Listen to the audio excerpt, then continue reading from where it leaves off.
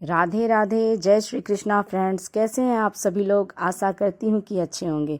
आज मैं आप लोगों को वट सावित्री व्रत कथा सुनाऊंगी।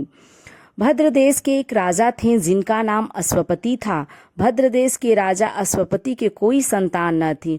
उन्होंने संतान की प्राप्ति के लिए मंत्रोच्चारण के साथ प्रतिदिन 1,00,000 आहुतियां दी। 18 वर्षों तक यह क्रम जारी रहा। इसके बाद सावित्री देवी ने प्रकट होकर वर दिया कि राजन, तुझे एक तेजस्वी कन्या पैदा होगी। सावित्री देवी की कृपा से जन्म लेने के कारण से कन्या का नाम सावित्री रखा गया। कन्या बड़ी होकर बेहद रूपवान हुई। योग्य वर न मिलने की वजह से सावित्री के पिता दुखी थे। उन्होंने कन्या को स्वयंवर तलाशने भेजा। सावित्री तपोवन में भटकने लगी। वहाँ शालो देश के राजा द्युम्नसेन रहते थे, क्योंकि उनका राज्य किसी ने छीन लिया था। उनके पुत्र सत्यवान को देखकर सावित्री ने पति के रूप में उनका वरण किया। ऋषिराज नारद को जब यह बात पता चली तो वह राजा अश्वपति के पास पहुँचे और कहा कि हे राजन, यह क्या कर रहे हैं आप। सत्यवान गुणवान है, धर्मात्मा है और बलवान भी है, पर उसकी आयु बहुत छोटी है। वह अल्पायु है। 1 वर्ष के बाद ही उसकी मृत्यु हो जाएगी। ऋषिराज नारद की बात सुनकर राजा अश्वपति घोर चिंता में डूब गए। सावित्री ने उनसे कारण पूछा तो राजा ने कहा, पुत्री, तुमने जिस राजकुमार को अपने वर के रूप में चुना है वह अल्पायु है। तुम्हें किसी और को अपना जीवन साथी बनाना चाहिए। इस पर सावित्री ने कहा कि पिताजी, आर्य कन्याएं अपने पति का एक बार ही वरण करती हैं। राजा एक बार ही आज्ञा देता है और पंडित एक बार ही प्रतिज्ञा करते हैं और कन्यादान भी एक ही बार किया जाता है। सावित्री हठ करने लगी और बोली, मैं सत्यवान से ही विवाह करूंगी। राजा अश्वपति ने सावित्री का विवाह सत्यवान से कर दिया। सावित्री अपने ससुराल पहुंचते ही सास ससुर की सेवा करने लगी। समय बीतता चला गया। नारद मुनि ने सावित्री को पहले ही सत्यवान की मृत्यु के दिन के बारे में बता दिया था। वह दिन जैसे जैसे करीब आने लगा, सावित्री अधीर होने लगी। उन्होंने 3 दिन पहले से ही उपवास शुरू कर दिया। नारद मुनि द्वारा कथित निश्चित तिथि पर पितरों का पूजन किया। हर दिन की तरह सत्यवान उस दिन भी लकड़ी काटने जंगल चले गए। साथ में सावित्री भी गई। जंगल में पहुंचकर सत्यवान लकड़ी काटने के लिए एक पेड़ पर चढ़ गए। तभी उनके सिर में तेज दर्द होने लगा। दर्द से व्याकुल सत्यवान पेड़ से नीचे उतर गए। सावित्री अपना भविष्य समझ गई।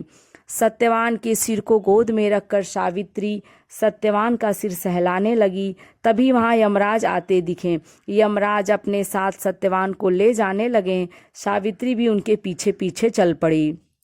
यमराज ने सावित्री को समझाने की कोशिश की कि यह विधि का विधान है, लेकिन सावित्री नहीं मानी। सावित्री की निष्ठा और पति परायणता को देखकर यमराज ने सावित्री से कहा कि हे देवी, तुम धन्य हो, तुम मुझसे कोई भी वरदान मांगो। सावित्री ने कहा कि मेरे सास ससुर वनवासी और अंधे हैं, उन्हें आप दिव्य ज्योति प्रदान करें। यमराज ने कहा कि ऐसा ही होगा, जाओ अब लौट जाओ। लेकिन सावित्री अपने पति सत्यवान के पीछे पीछे चलती रही। यमराज ने कहा, देवी तुम वापस जाओ। सावित्री ने कहा, भगवान, मुझे अपने पतिदेव के पीछे पीछे चलने में कोई परेशानी नहीं है। पति के पीछे चलना मेरा कर्तव्य है। यह सुनकर उन्होंने फिर से उसे एक और वर मांगने के लिए कहा। सावित्री बोली, हमारे ससुर का राज्य छिन गया है, उसे पुनः वापस दिला दें।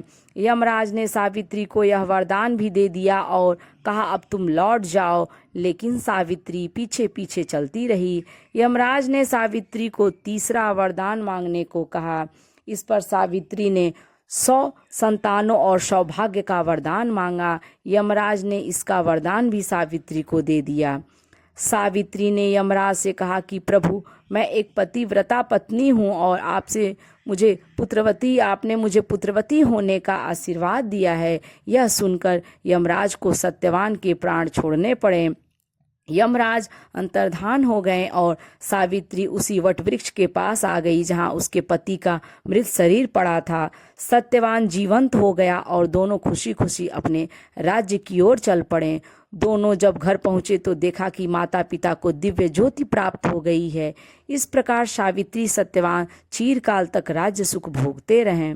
अतः पतिव्रता सावित्री के अनुरूप ही प्रथम अपने सास ससुर का उचित पूजन करने के साथ ही अन्य विधियों को प्रारंभ करें। वट सावित्री व्रत करने और इस कथा को सुनने से उपवासक के वैवाहिक जीवन का, जीवन साथी की आयु पर किसी भी प्रकार का कोई संकट आया हो तो वो भी टल जाता है। तो दोस्तों, यदि ये आपको वीडियो अच्छी लगी हो तो लाइक करें, और यदि मेरे चैनल पर आप नए हैं तो इसे सब्सक्राइब करें।